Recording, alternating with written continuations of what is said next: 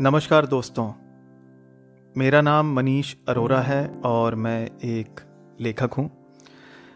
अगर आपने मेरा YouTube चैनल अभी तक सब्सक्राइब नहीं किया है तो प्लीज़ कर लीजिए। आज मैं आपके समक्ष द नाइटमेयर बेड का 5वां और आखिरी भाग लेके आया हूँ। पिछले भाग में आपने सुना कि एक अजीब सी आवाज़ पर मैंने दूसरे बेडरूम का दरवाज़ा खोला तो जो भी मैंने देखा उस पर मुझे यकीन नहीं हुआ। अब इसे आगे बढ़ाते हैं। मैं स्तब्ध खड़ा रहा दरवाजे पर और ये सोचता रहा कि शायद मैं इस घर में अकेला नहीं रहता हूँ।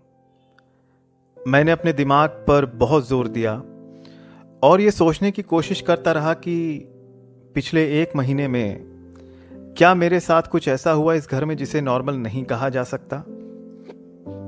कुछ ज्ञात नहीं हो रहा था, कुछ समझ में नहीं आ रहा था। मैंने देखा उस जमीन पे पड़े नमक के डिब्बे को, उसका ढक्कन हटा हुआ था और वो डिब्बा खुला हुआ था।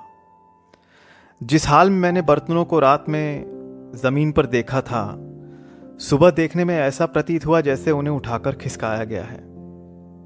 फिर मेरी नजर बेड पर पड़ी और ऐसा लगा जैसे रात भर उस पर कोई सोता रहा है। इससे पहले 1 या 2 बार ही ऐसा हुआ होगा जब मैंने उस बेडरूम को दिन में यूज़ किया हो, तो मुझे पूरा यकीन था कि कहीं कुछ गड़बड़ है। मैं इस कश्मकश में था कि मैं प्रखर को फ़ोन करूं या ना करूं। फिर मेरे मन में एक विचार आया। मैंने सोचा क्यों ना कुछ दिन और देख लेता हूं। और अगले दिन सुबह मैंने वो नमक का डिब्बा और बर्तन उठाकर किचन में रख दिए और मैंने उस बेडरूम का दरवाज़ा बंद कर दिया। 1 हफ्ते तक रोज़ मैं सुबह और शाम दरवाज़ा खोल के चेक करता रहा कि कहीं कुछ गड़बड़ तो नहीं, पर मुझे कुछ अजीब सा नहीं लगा। फिर 1 महीना शांति से गुजरा और मेरे दिमाग से ये वाकया ओझल हो गया। मेरी लाइफ फिर से नॉर्मल सी हो गई।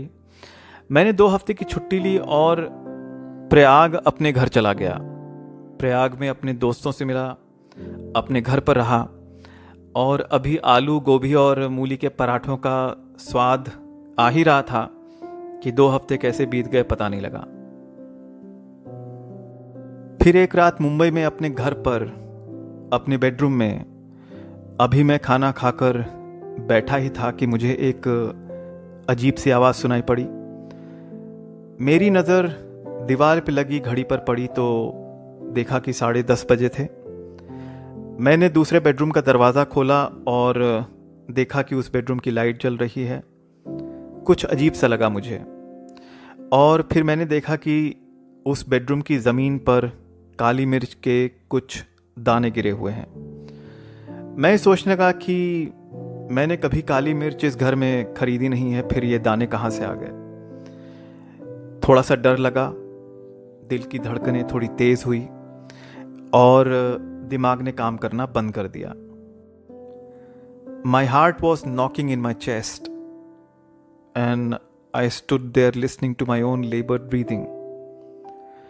थोड़ी देर दरवाजे पे खड़ा रहा और अपने विचारों से लड़ता रहा, लेकिन जब बेडरूम के कॉर्नर पे पड़ी एक किताब अपनी जगह से हटकर ज़मीन पे गिरी तो मेरे होश उड़ गए। मैंने उसी वक्त दरवाज़ा बंद किया और भागकर अपने बेडरूम में आ गया।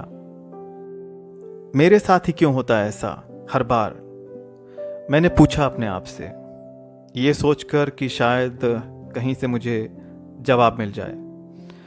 मैंने अपने बेडरूम का दरवाज़ा बंद किया और रात भर बेड पर बैठा रहा अंधेरे में। रात में नींद तो नहीं आई, लेकिन सुबह के 5 बजे कब आंख लग गई कुछ पता ही नहीं चला। सुबह उठकर मैंने प्रखर को फ़ोन लगाया और उसे सारी बात बताई। उसने बिना शक किए, बिना जज किए मेरी पूरी बात सुनी और शाम को हम दोनों नया घर खोजने निकल पड़े। अपनी वाणी को विराम देने से पहले मैं आप सभी लोगों के साथ एक छोटा सा पैराग्राफ शेयर करना चाहता हूँ।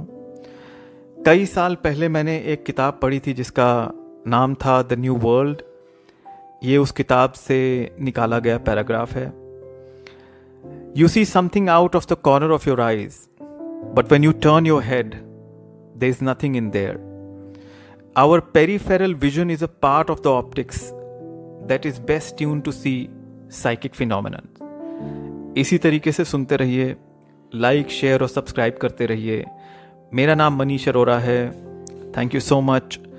मैं बहुत जल्दी आपके समक्ष एक नया अनुभव साझा करने फिर से अवतरित होऊंगा। तब तक के लिए नमस्कार।